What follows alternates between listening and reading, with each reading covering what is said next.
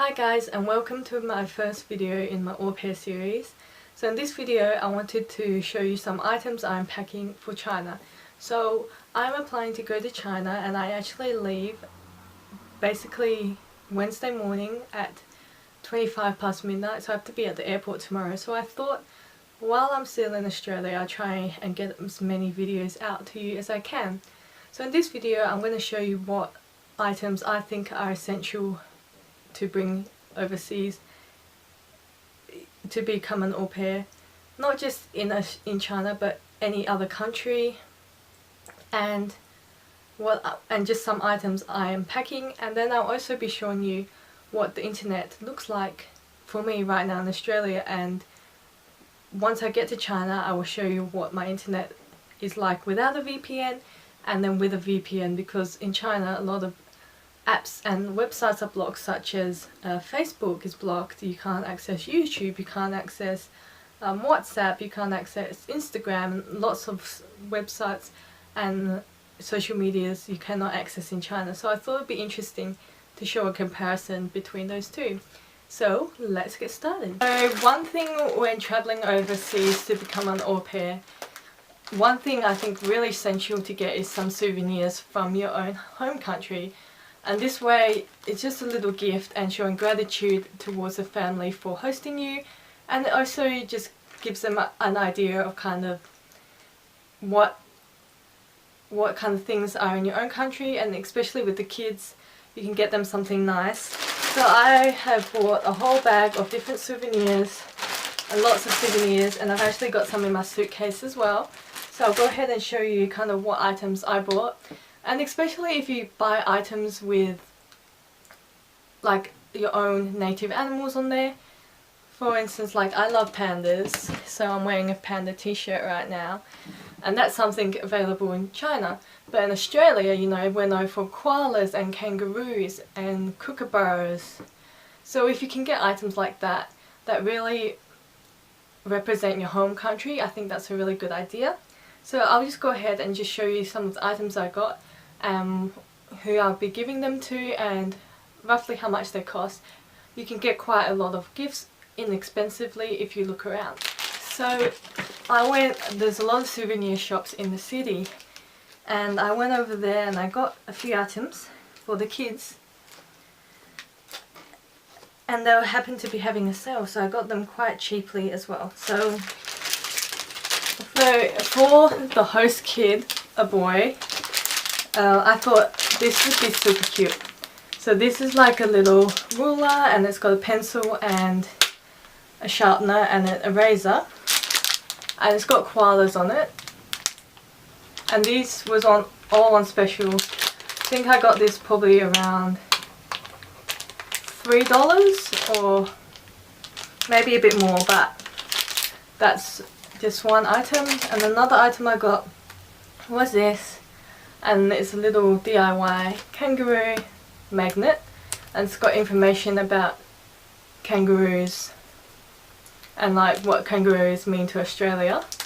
So those two items, I thought this could be useful for using at school, and this can be useful just as a little thing to make.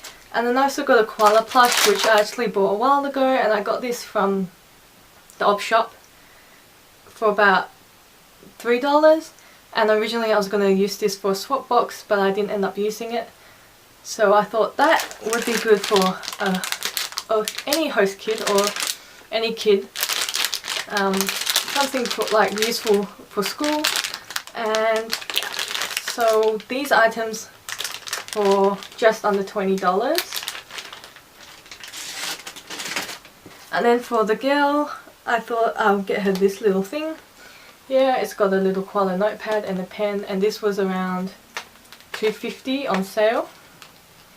And then just a little purse as well. Little coin purse, again with koalas. So these items all represent Australia. And then you can get things like this. I got this from Red Dot, and this was $7. And in there you got like a little, this is more specifically for Perth, my hometown, and it's got little keychain on there that says Perth, and it's got black swans, which is unique to Perth. Then it's got like bottle opener, a nail clipper, and like keychain. So 4 items here, and this was $7. And then I've just got another keychain, and keychains are really handy because they're small gifts that you can give to people. And I got this one at the op shop again, but it was brand new a few years ago, and this one's actually got all the states of Australia on it, so you can get these pretty inexpensively as well. Then I went to Australia the Gift, which is another gift store, and I got some more keychains, and these were 5 for $30, but I actually got them for less. So the recommended retail price of them is $8 each, but with the sale on special they were $6 each. However, one of these was $2, so I ended up getting 4 of them for $6 each, which was $24, and then one for $2 because there was a $2 sticker on there. And then I also got a wallet, which was $13. Which was $13 on special. And again, these are all items that you can get inexpensively, and just look out for sales, especially if you know you're going quite a few months ahead. So you can get ones like these, and these are like got the letters on it. So this one here was down to $2. If you know the names of the family you're going to, you can get these. So for the host mum, and this one's for the host girl, along with the wallet. The wallet and the little koala notepad. One is going to be for if they have other members staying with them. So this one is going to be for the teacher that stays with them, and she was the main lady that I contacted when I did my interview. One for the mum. And then I just got some extra ones. It's always good to have spare souvenirs just in case you bump into someone that's really kind to you, or if you're going through an agency and someone in agency is really nice to you. Always have spare souvenirs, because my sister went over there and she found that she had prepared souvenirs, but she went to a few host families, and by the time she reached her last host family she had run out of souvenirs. So we ended up having to send her stuff, which can be costly. So when you're in your own host country, in your own home country, try and prepare as many souvenirs as possible and bring them over with you. Just make sure that you sacrifice other items. If you have to sacrifice other items in your suitcase, then do so. So I got another one little keychains which I can just give as extra gifts. So keychains are really handy things. You can even put them on your bags or keys. And then wallets can be good gifts as well, especially if they're genuine leather. So this one was on special for $13, and you can see here it's genuine leather. And I thought this would be good for the host dad, or like if there's you're going to a family and there's a male there in the house. And it's got little kangaroos on it. And this is Australia, and it's just a little wallet you can put your money in. And yeah, so these can be handy gifts ideas as well. Other gifts ideas can be t-shirts, and clothing aren't a very good idea because you don't really know the sizes of the people you're going to.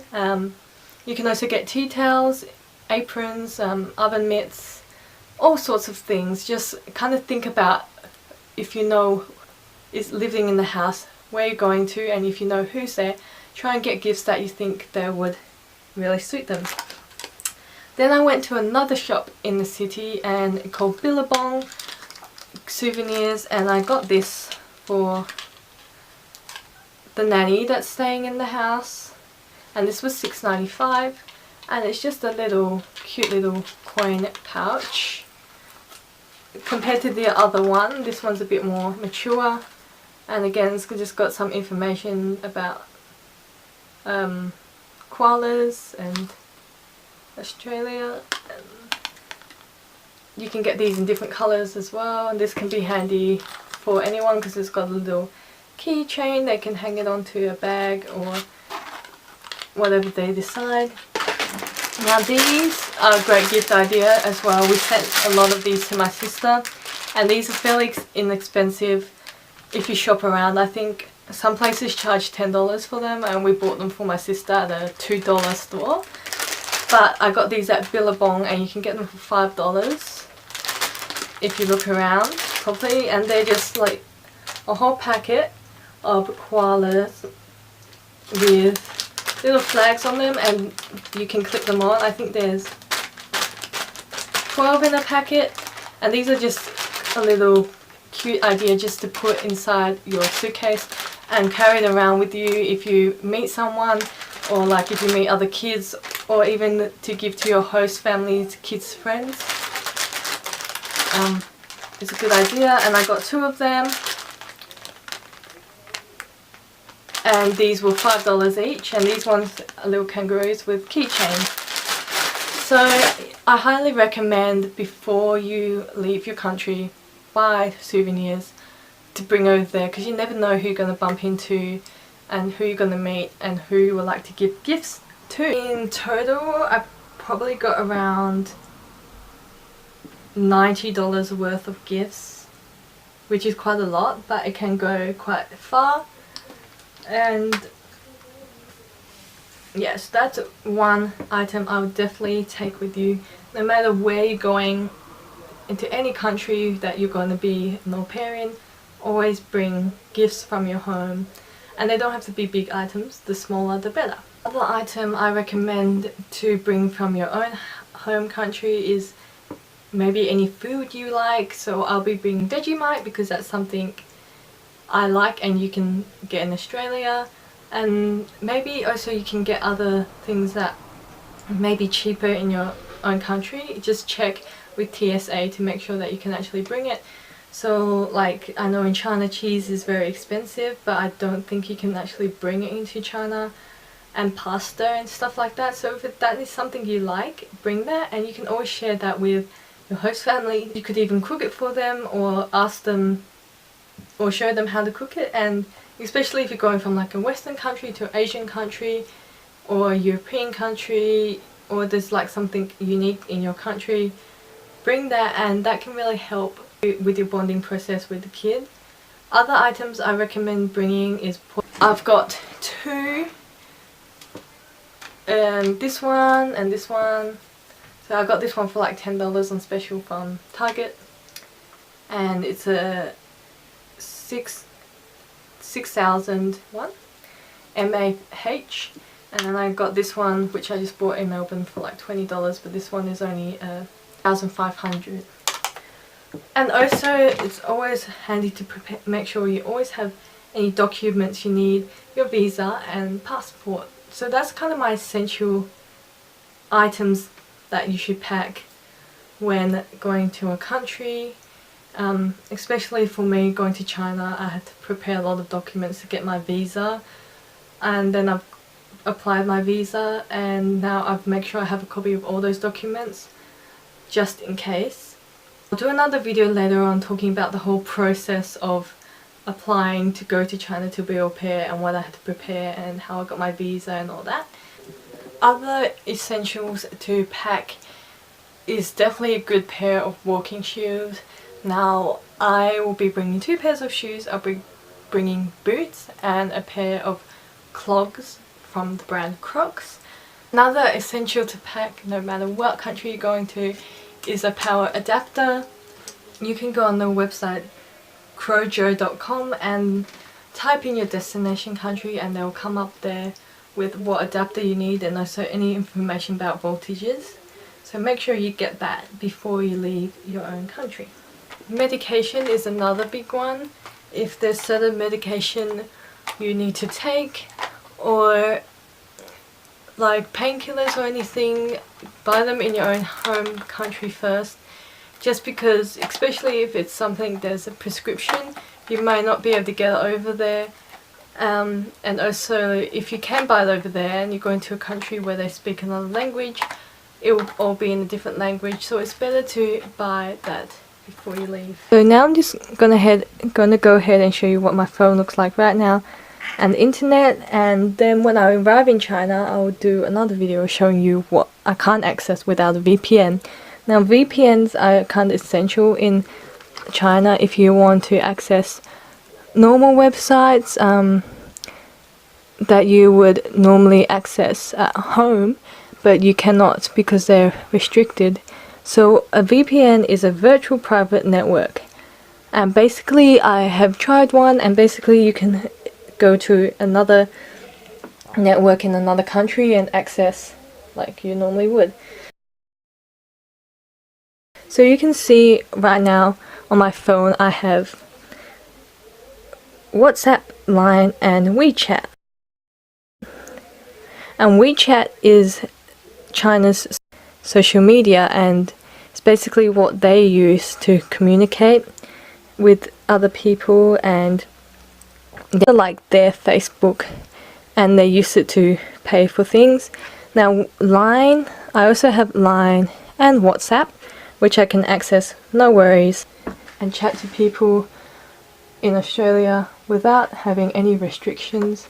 I can use WhatsApp and also Facebook. Facebook will be blocked once I'm in China, but you can see right now I can access Facebook with no issues at all. Access YouTube in Australia, no problems there. I can watch YouTube, I can access YouTube. I can also access Gmail account with no problems there.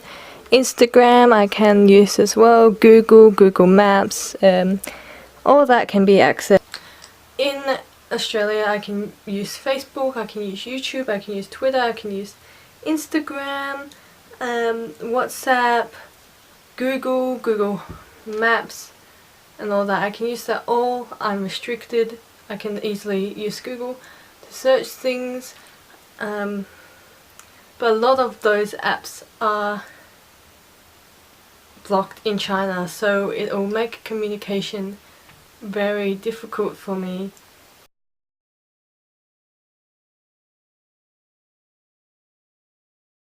Even stuff like Dropbox apparently is not allowed in China, SoundCloud, and it's even cracking down on VPNs. Like some VPNs are blocked in China, so if you are going to China like me, make sure you do your research and get a VPN so you can still contact your family back home.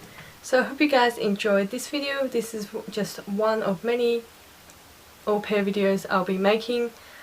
Obviously when I'm in China it will be more difficult for me to make it and upload it, so that's why I have to get a VPN so I can have unrestricted. So I hope you guys enjoy this video and hope these tips are helpful to you, and also help you get an insight of what my phone currently looks like and what the internet and apps I am able to access in Australia. Once I get into China I will show you what is blocked, and then I will show you what it's like with a VPN and without a VPN in China. So I shall see you guys soon, and thanks for watching.